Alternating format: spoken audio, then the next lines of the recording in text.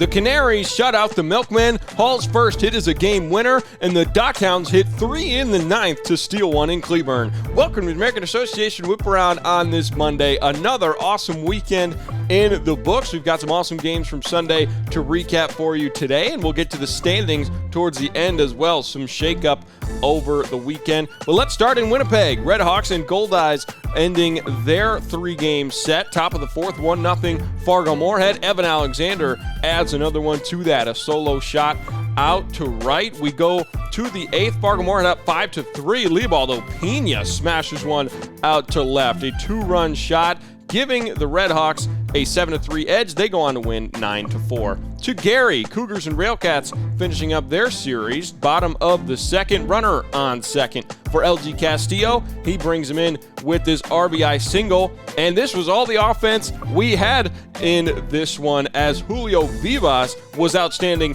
for the Railcats. 6 2/3 shutout frames, just 3 hits allowed, 8 strikeouts as Gary wins 1-0. To Sioux Falls, Canaries going for the sweep over the Milkmen and their 8th straight win, and Mitchell Waters would lead them on the mound. 6 shutout innings, 8 strikeouts for the big right-hander. We go to the bottom of the 7th, Canaries up 2-0. Jordan Barth, after he walked it off on Saturday night, he brings home 2 here. The Canaries win their 8th in a row with a 6-0 win. To Lincoln, Monarchs and Salt Dogs wrapping their series up. Aaron Takix golfs one out to right. His 5th of the season. A solo shot puts Lincoln on the board. But we go to the 4th, still 1-0. Micah Adolfo, a bomb out to left center. A 2-run shot for Adolfo, who's been red hot as of late, gives Kansas City the lead. Fast forward to the 6th. Check out this story. Alante Hall, who is the Monarchs bullpen catcher, gets signed to the active roster. The first pitch he sees, he hits a game-winning home run. Monarchs win 4-2 in salvage game in the set. Finally, to Cleburne, game 6 of a great series between the Dockhounds and Railroaders. We go to the 9th. Cleburne up 5-2. Curtis Terry hits one out. This is his 13th home run in just 24 games as a Dockhound. How about that for Terry?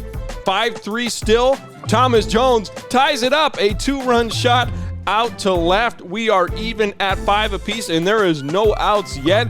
Fast forward, there's now 2 down. Brian Ray blasts one out to left. The 3rd home run of the inning. Lake Country, an incredible comeback in Ray's last game as a Dockhound as well. They win 6-5 and steal one to earn a series split. Here's your final scores from Sunday. No game in Sioux City, unfortunately, due to weather. Lincoln, Gary, and Winnipeg win their series 2-1. The set in Cleburne was split 3 games apiece, and Sioux Falls completed the sweep 3-0. Standings update after the weekend. Milwaukee sits on top of the East just by 4 games. Now, Lake Country a game and a half back of Chicago, sneaking a half game ahead of Cleburne. And in the West, Kansas City 4.5 up in first. But look who's in third, tied with Lincoln. Sioux Falls with their 8-game win streak. Fargo-Moorhead slips to 5th.